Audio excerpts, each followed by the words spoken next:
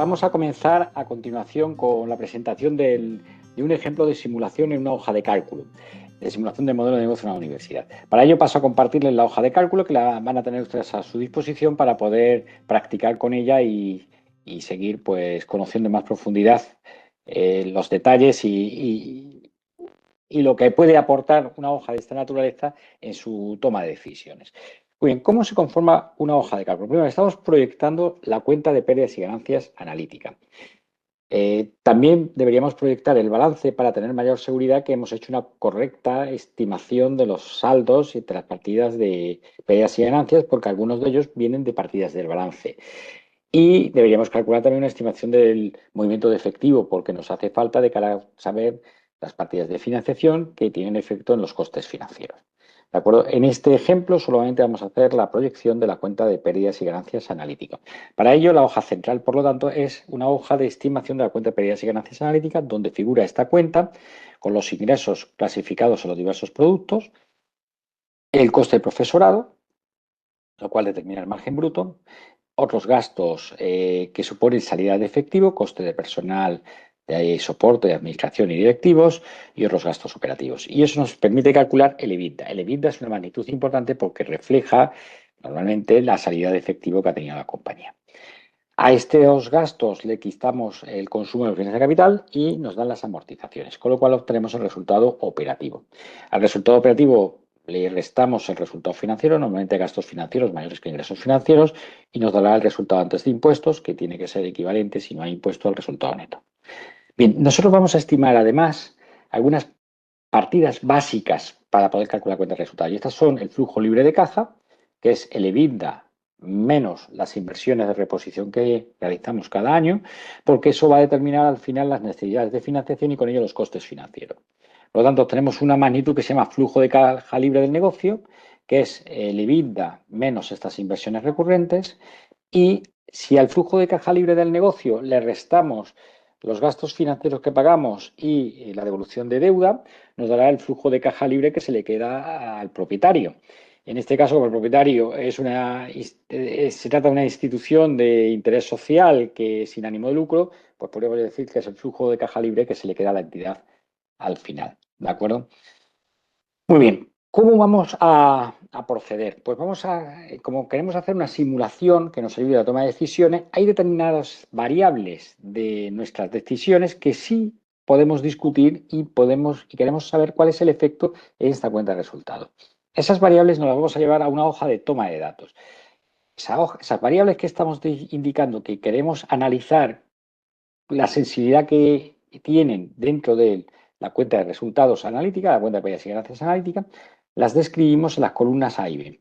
De tal forma que si nosotros tocamos estas variables, automáticamente nos cambia la simulación. Para visualizar inmediatamente ese cambio en la estimación, lo que hacemos es crear un panel de los principales resultados que queremos monitorizar. Y estos resultados que queremos monitorizar son los resultados principales de la cuenta de resultados analítica: ingreso de docencia, coste profesorado, margen bruto. Aquí nos estamos jugando el resultado, el EBITDA, el flujo de caja libre del negocio, el flujo de caja libre del propietario, la financiación necesaria de operaciones. No la de inversión no está aquí recogida, pero también se podría recoger, dado que esa fue una decisión que es necesaria para arrancar, pues es la financiación de los inmuebles donde se va a prestar la docencia. Muy bien, la cuenta de pérdidas y ganancias la vamos a desagregar en una serie de hojas que van a explicar cómo se calculan los diversos parámetros. Es decir, los ingresos de docencia van a contar con una serie de hojas en las cuales se describe pues, cómo se ha obtenido este valor. Y ese valor se va a obtener como fruto de una demanda y un precio por alumno. Pues bien, en la hoja de demandas y grupos vamos a explicar o vamos a justificar cómo hemos conseguido esa demanda. Y como esa demanda, por un precio que hemos establecido, nos va a dar unos ingresos por actividad docente. El profesorado, pues exactamente igual, otro coste de personal exactamente igual, otro gasto de explotación, amortizaciones e inversiones y finalmente la financiación. ¿De acuerdo? ¿Qué es lo que vamos a hacer ahora? Pues ir desgranando cómo hemos calculado las principales hojas de una manera sucinta, aunque ustedes pueden analizarlas en mayor detalle. Por ejemplo, los ingresos de actividad. Los ingresos de actividad dependen del número de alumnos y del precio por alumno. El número de alumnos va a ser, tenemos un riesgo de demanda el primer año, es decir, los alumnos de nuevo ingreso y por otro lado los alumnos de cursos superiores. El primer año solo hay alumnos de nuevo ingreso. Por eso el año 2025-2026 hemos simulado 3 títulos, podrían ser muchos más. Es una universidad que con 3 títulos, pues evidentemente va a ir muy justita. Si tuviese 8 o 10 títulos, pues posiblemente los resultados fuesen mucho mejores, ¿no? Hemos simulado 3 para no complicar mucho las hojas de cálculo en su manejabilidad. Pues bien, aquí lo que nosotros vamos a definir, los alumnos de nuevo ingreso, hay 2 parámetros claves. Por un lado es cuál es el número normal de alumnos que tiene que haber en un aula. Eso va a depender del éxito que tenga determinada titulación en la sociedad. Hay titulaciones que tienen bastante éxito y lo normal es tener 60 alumnos, 80, los que digamos, pues, o 60, pues 60. Y hay otras titulaciones que queremos abordar por cuestiones identitarias, pero sabemos que la sociedad no tiene tanta demanda. Por lo tanto, los grupos son más pequeños. O son titulaciones que requieren grupos más pequeños. Son las titulaciones tipo B de 40 alumnos. Pues bien, estos 2 parámetros los hemos definido. No son parámetros que vayamos a tocar en la toma de decisiones. Esto es parte de nuestro know-how del negocio, ¿no? Muy bien, pues una vez que tenemos estos tipología de titulaciones, de número de alumnos por aula, vamos a ver o vamos a estimar el porcentaje de éxito en la captación de ese número de alumnos. Y habrá algunas titulaciones donde tengamos mucho éxito, tengamos hasta 3 grupos, y otras titulaciones en las que difícilmente superemos ligeramente la mitad del grupo. Pues bien, en el título 1 tenemos un porcentaje de ocupación nivel F, es decir, el 60%, con un número de alumnos normal de 60 alumnos. Eso nos va a determinar que en este título tengamos 60 alumnos por 60%. ¿De acuerdo? El primer año, el año 2, pues tendremos 60 alumnos, pero ya una tasa de éxito mayor. ¿Por qué? Pues porque lo normal es que con el tiempo consigamos alcanzar esa rampa y llegar hasta el 100%, ¿no? ¿Qué es lo que sucede? Que en el año 2 además se nos agregan los alumnos repetidores. Entonces aquí hemos definido unas tasas de repetición que van a depender de la dificultad de cada uno de esos títulos. En este título hemos considerado que la tasa de repetición es elevada, es un título complejo, los alumnos suelen repetir 25%.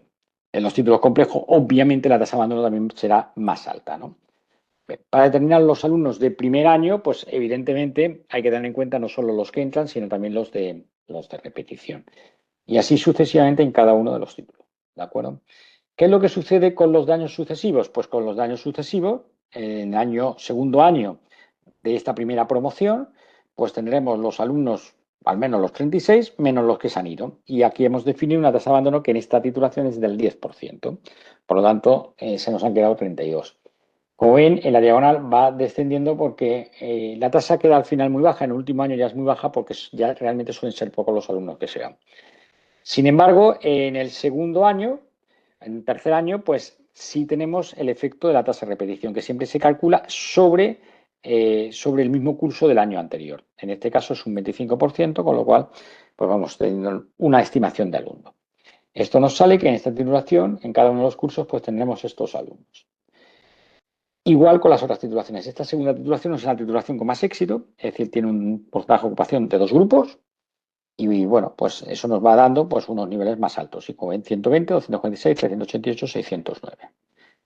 Bien, una vez que tenemos calculado esto, pues vamos a tener al final una demanda que hemos determinado en 180 alumnos, que es la suma del primer año de cada uno de los cursos, ¿de acuerdo?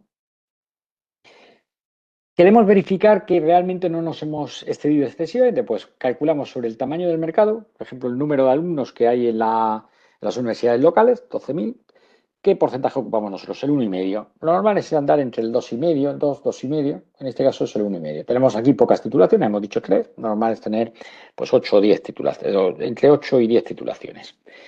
La cuota de mercado teórica es igual que la real, en este caso 180 sobre 12.000, pero nosotros vamos a estimar un crecimiento en esta cuota de mercado teórica. Nosotros entendemos que cada año vamos a tener un poquito más porque el mercado te tiene que legitimar, y eso es fruto de conocer experiencias de estudiantes que ya ha habido en la carrera. Estimamos, y lo ponemos como un dato de la estimación, un crecimiento de la cuota de mercado del 1%, es decir, 1,5, 2,5, 3,5, 4,5. Con lo cual, y también estimamos una caída del mercado por una caída de la natalidad del menos 1%. ¿De acuerdo? Pues bien, tenemos una cuota de mercado teórica que va a evolucionar de esta forma y una real, que es fruto de los alumnos que tenemos entre el tamaño del mercado, que es inferior a la teórica. Si fuese superior a la teórica, deberíamos revisar si realmente están bien los números que hemos calculado. Si están por debajo de la teórica, pues bueno, en principio podría ser razonable. Por eso hemos hecho una consistencia en que la cuota de mercado teórica sea superior a la real. Si es así, pues ok a la estimación que hemos hecho hasta ahora. ¿De acuerdo? Eso es una pequeña cautela para ver que no hemos pecado de excesivamente optimistas. A continuación vamos a calcular el número de grupos, porque esto es muy importante para determinar la actividad que tenemos que desplegar, los profesores que necesitamos. Para ello, hay una decisión que es estratégica, que está vinculada a la calidad, que es cuándo se produce el desglose. ¿Cuándo vamos a abrir dos grupos? Pues cuando tengamos 90 alumnos. Hasta que tengamos 90 alumnos, se mantiene un solo grupo. A partir de 90 alumnos, dos grupos de 45. Tres grupos, cuando lleguemos a 150. Por lo tanto, tendremos tres grupos de 50. Cuando tengamos cuatro grupos, pues a partir de 200 alumnos. Eso determina que yo en cada curso, pues aquí tendría un grupo en cada año. Pero en este, por ejemplo, tendría cuatro grupos porque está por encima de 200. 180, tres grupos, está por encima de 150. ¿De acuerdo? Y esto me va a dar un número total de grupos. Un número total de grupos. Bien, con esto hemos determinado el número de alumnos y el número de grupos. Para determinar los ingresos, lo que necesitamos saber es la matriz de precios. Cada alumno cuánto paga y eso lo hemos definido aquí. Lo hemos definido como que el precio del alumno de primera matrícula es 7.500, segunda matrícula y sucesivas, una penalización mayor valor. Esta es una variable que sí queremos tocar en nuestras simulaciones, por eso está referenciada a toma de datos. ¿Cómo hemos calculado la penalización? En un 15% del valor de primera matrícula. En las titulaciones secundarias hemos puesto un precio inferior porque entendemos que hay mayor dificultad para captar alumnos y por lo tanto intentamos incentivar que vía precio estas titulaciones pues tengan más éxito. ¿De acuerdo? Bien, ¿qué es lo que sucede? Que al tener dos precios para los alumnos del mismo grupo, habrá que determinar cuántos alumnos hay de primera matrícula, columnas V a Z, y cuántos alumnos hay de matrículas sucesivas. Las matrículas sucesivas es fácil de determinar. Son los alumnos que tenemos, o sea, es el número de alumnos del año anterior por el porcentaje de repetición. De tal forma que hemos calculado multiplicando el porcentaje de repetición por el número de alumnos del año anterior. Lo acabo de marcar para que nos salga. Vamos a ver.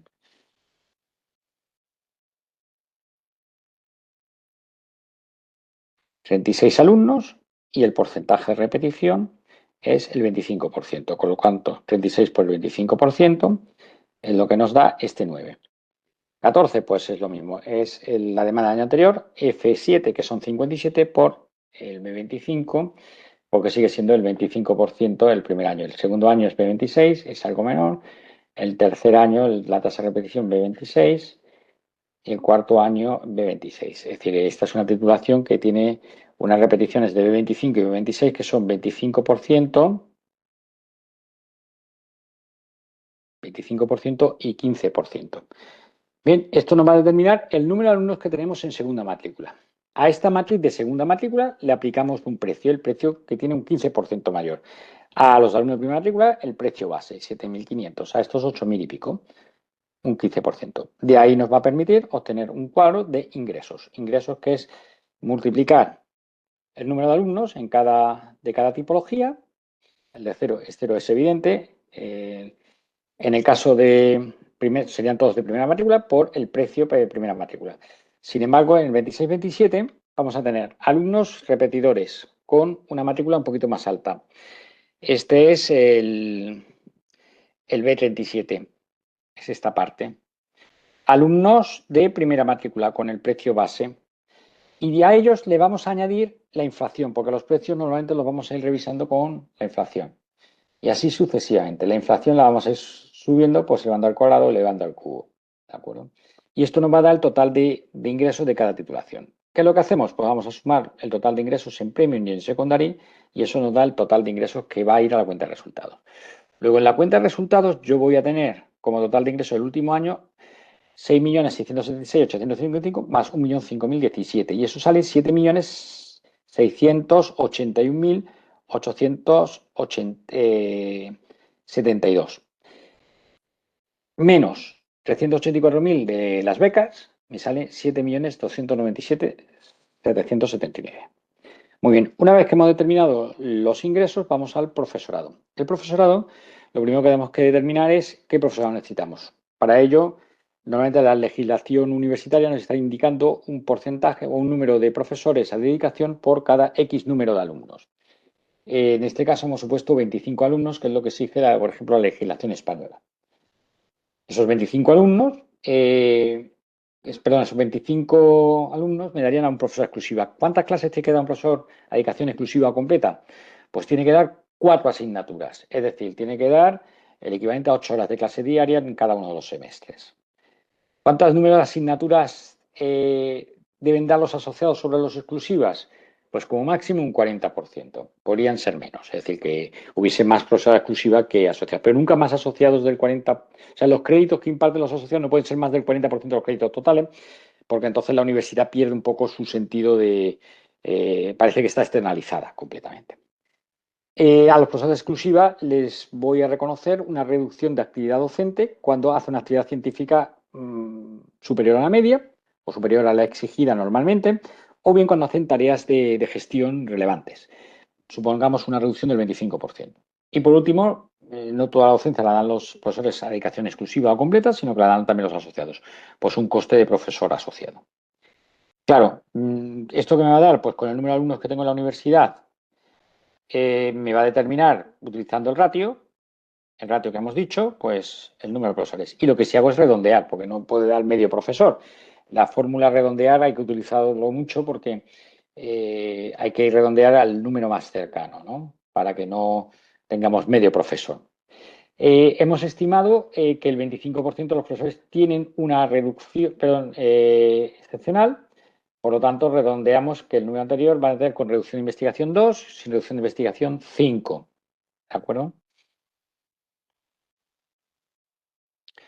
Hemos determinado el porcentaje de profesores que van a tener reducción frente al resto. Y el total de asignaturas a impartir, pues será muy sencillo.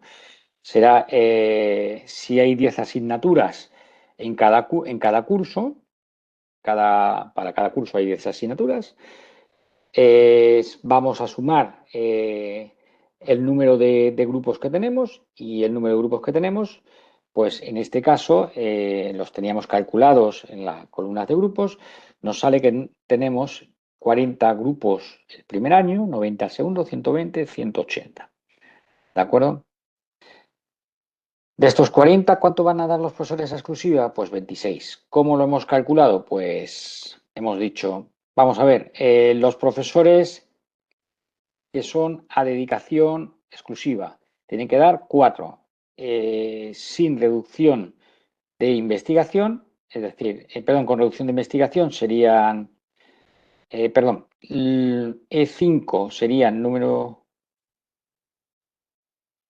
E5 es esta, número de profesores con reducción de investigación serían 3 asignaturas, porque le estoy quitando un 25% de reducción de producción científica, y más el número de profesores sin reducción. E6, que es este valor, E6 es este valor, por el B6, que son 4 asignaturas.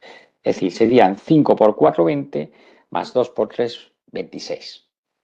Este 25% que habíamos calculado aquí es el porcentaje que estimamos de profesores que tienen reducción. No es el porcentaje de la reducción, ¿eh? Por eso no está referenciado.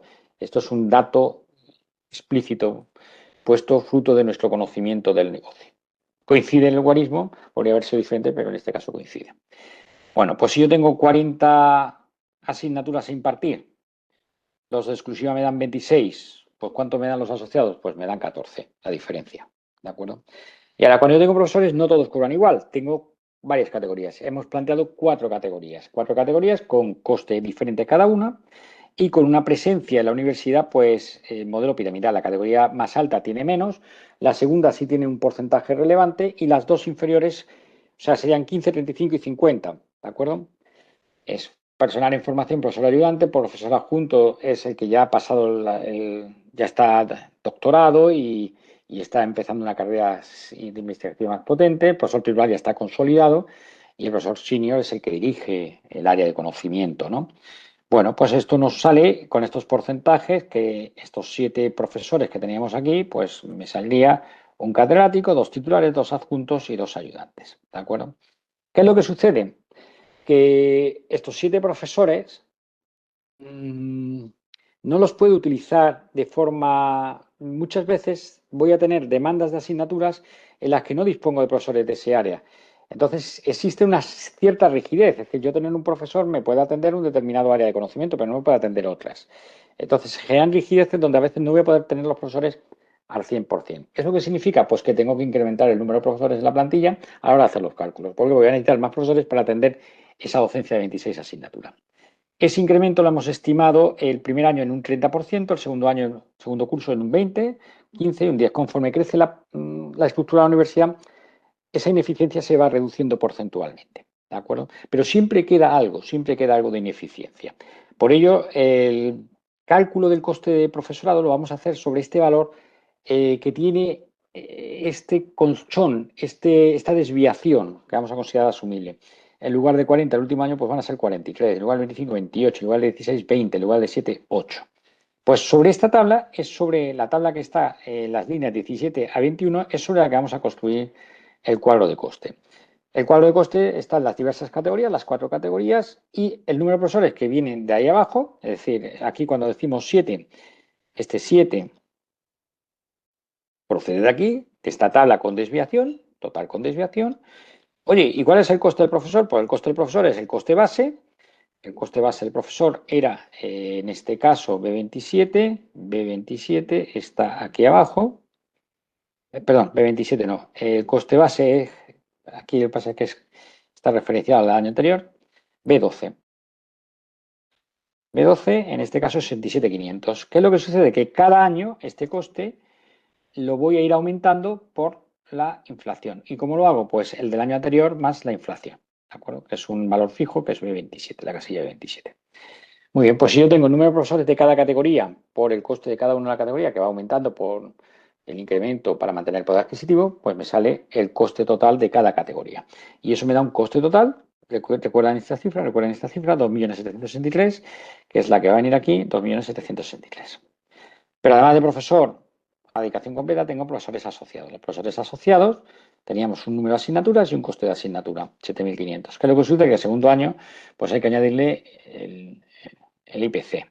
Y el siguiente, pues hay que añadirle al del año anterior, se le añade el IPC, ¿de acuerdo? O sea, vamos añadiendo a cada uno de los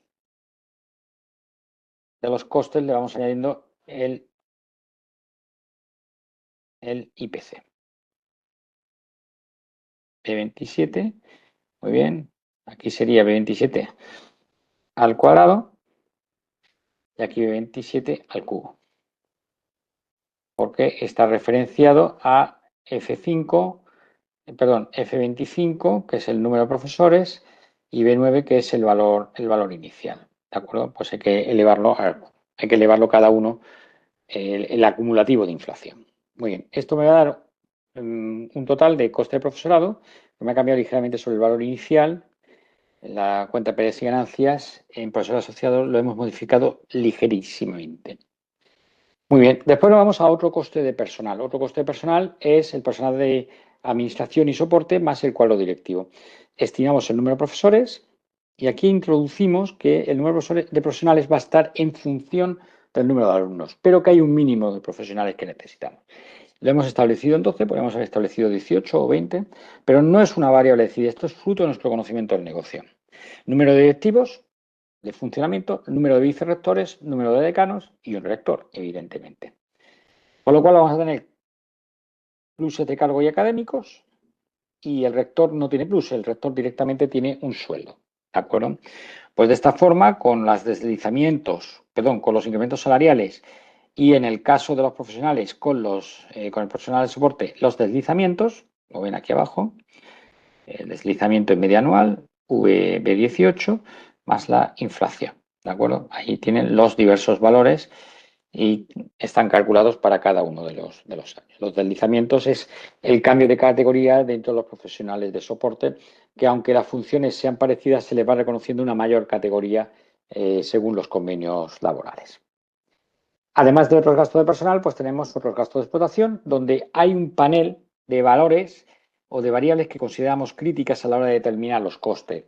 El número de alumnos de la universidad, el número de aulas, el número de trabajadores en sus diversas tipologías, profesores, asociados, personal de administración y soporte. Claro, esto influye en la limpieza. ¿Por qué? Pues porque la limpieza, por ejemplo, tiene un coste de limpieza por aula y un coste de limpieza por puesto de trabajador. Tengo 27 trabajadores, pues 550 por puesto de trabajador, más 2.200 por aula. ¿Cómo os calcula el 550? Pues $2 al día por 25 días al mes por 11 meses. ¿Y cómo el coste del aula? Pues el del aula lo hemos determinado 8 por 25 por 11. Un poquito más alto que el del puesto entero. En reparaciones, pues distinguimos el número de aulas utilizadas y la parte de zonas comunes, que es un importe fijo que va aumentando por inflación. Vigilancia es un importe que va aumentando por inflación. Consumo y coste del agua. Este es un importe que hemos determinado de 2.500 y va incrementando por inflación. Consumo energético va a depender de aula y zonas comunes, al igual que las reparaciones. Licencia de software para gestión, pues ha calculado un importe alzado y de docencia en función del número de profesores. Más profesores a exclusiva, más coste. ¿De acuerdo? Seguro de instalaciones, seguro de alumnos, que depende $12 por alumno, depende del número de alumnos. Asesores legales y laborales, contables, que es una cantidad fija que va aumentando, va a ir aumentando por IPC. Y auditores, y por último las comunicaciones. ¿De acuerdo? Finalmente tenemos publicidad y relaciones públicas, es una cantidad que va a ir aumentando de forma más agresiva los primeros años para dar a conocer la universidad, pero posteriormente pues ya hay con aumentos muy moderados del 5%. Esto nos determina otros gastos de explotación que también se volcarán sobre la cuenta de pérdidas y ganancias en otros gastos operativos. Estos 415.560 deberían coincidir con estos 415.560. Bien, amortizaciones. Las amortizaciones las vamos a calcular analizando en primer lugar cuál es la adición anual de inmovilizados, de bienes de capital. Bien, lo que primero que hacemos es, oye, pues hay que hacer una construcción en el año 24-25, esa construcción del año 24-25 nos lleva 32 millones y medio. Y a partir de ahí, cada año, pues hay que invertir en equipamientos docentes porque vamos utilizando más aulas y en tecnología. ¿Por qué? Pues porque vamos teniendo más personal, vamos necesitando más equipos y licencias. Esto nos va a dar pues un inmovilizado bruto anual acumulativo con estos valores. Estos son los valores de adquisición. Esos valores de adquisición los depreciamos en 4 años a lo largo desde el momento en que empieza a funcionar la universidad, según los criterios de vida útil que hemos definido previamente. ¿De acuerdo? Que se pueden cambiar y entonces automáticamente los cambiarían aquí. Y eso nos da el gasto por amortización que va en la cuenta de resultados. Si yo me voy a la cuenta de resultados, el último año debería tener 1,5 millones de gasto de amortización. Por debajo de EBITDA, 1,5 millones. Aquí lo tenemos, el 1,5 millones. Bien. ¿Qué más datos tenemos aquí? Pues el valor neto. El valor neto es el valor bruto menos la amortización acumulada, es decir, la de cada año se va acumulando. ¿De acuerdo? Y eso me va a dar el valor en balance. Estas serían las cifras que tendríamos en balance. Para nosotros va a ser importante también esta inversión anual para calcular el free cash flow. El EBITDA menos esta inversión anual me da el flujo libre de caja. Finalmente, la financiación. La financiación tiene un componente que es el aulario y el edificio de la universidad. Podemos financiar lo que hemos estimado que serían 32 millones y medio, pero que podemos financiar al 100% o podemos financiar el 90%. Si financiamos el 90%, pues la financiación serían 29.250.000. Si fuese el 100%, pues los 32 millones y medio. El préstamo para financiar lo hemos estimado 25 años con un periodo de cadencia, es decir, que los 3 primeros años no se paga nada, ni interés ni principal. Con lo cual se va acumulando los intereses, con lo cual el préstamo al final de los 3 primeros años se ha convertido en 37 millones. ¿Tipo de interés? Pues tipo de interés del 5%, ¿de acuerdo?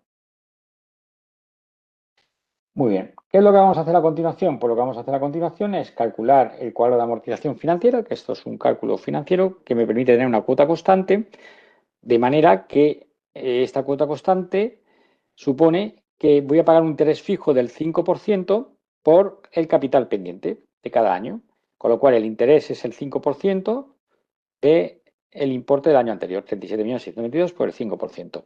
La diferencia entre la cuota, que es la salida de efectivo, menos el componente interés, me va a dar la devolución del principal, 977.000. Muy bien, estos datos me sirven para saber en el hipotecario cuáles son los intereses que tengo cada uno de los años. El principal que devuelvo es 0 porque hay un periodo de cadencia de 3 años y es en el cuarto año cuando ya devuelvo 977.084. ¿De acuerdo? ¿Qué es lo que sucede? Que como he tenido flujos de caja libre negativos, pues los tengo que financiar con una financiación corriente. Esa financiación corriente suele ser un crédito de disposición gradual, una póliza de crédito. Partimos de una póliza de crédito de 0, un flujo de libre de caja de 2.034.000, pues ya sabemos que necesitamos 2.034.210. Pero claro, estos 2 millones han generado intereses porque se han ido pidiendo a lo largo del año. Con lo cual, el tipo de interés medio es el 5% por la deuda media. El flujo de caja me ha generado una deuda de 2.034.000, el principio era 0, pues la media de ambos. Y eso me va a dar una posición final de esos 2.034.000 más los 50.000, 2.085.000. Esta posición final es la inicial del año, del curso siguiente. Como he tenido un flujo de caja otra vez negativo, pues entonces la financiación requerida ya no son 2.085.000, sino que ya son 3.233.000. Claro, una inicial de 2.085.000 más una final de 3.933.000 ha generado un interés de 132, con lo cual la posición final 3.366.000. Así sucesivamente hasta tener 9.948.000 de financiación de déficit de explotación. Además están los 36.645.000. ¿De acuerdo? O sea, esta universidad se ha ido a 46 millones de deuda. ¿Qué es lo que va a figurar en la cuenta de resultados? Los intereses. Intereses que proceden del hipotecario más intereses de la póliza de crédito. ¿Qué cuota de hipotecario hay? Pues hay en el cuarto año 2.858. ¿Cuál sería el flujo de caja libre de la entidad? Pues sería el flujo de caja libre, 1.552.000, menos los intereses y menos la cuota del hipotecario. Y eso nos sale menos los intereses de la póliza y menos el hipotecario, 2.858.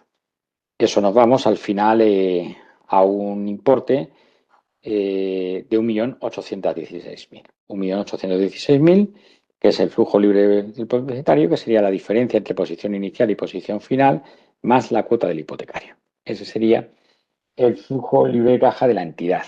Es decir, esta entidad en estos 4 años sigue endeudándose. Es la conclusión que sacamos.